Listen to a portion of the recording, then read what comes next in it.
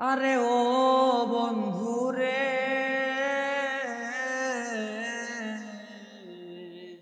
বনলতা পীড়িত কইরা উঠে গিয়া গাছে, মরার আগে তারা দুইজন জড়াই ধইরা বাঁচে। আরে ও বন্ধুরে, এ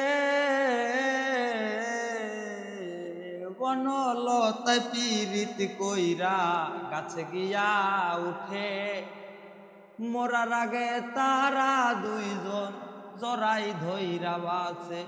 আমি জানতাম যদি তোমার পীড়িত কচু পাতার পানি, জানলে কি আর কুল হারাইয়া হইতাম অপমানি। আমি জানতাম যদি তোমার পীড়িত কচু পাতার পানি, জানলে কি আর কুল হারাইয়া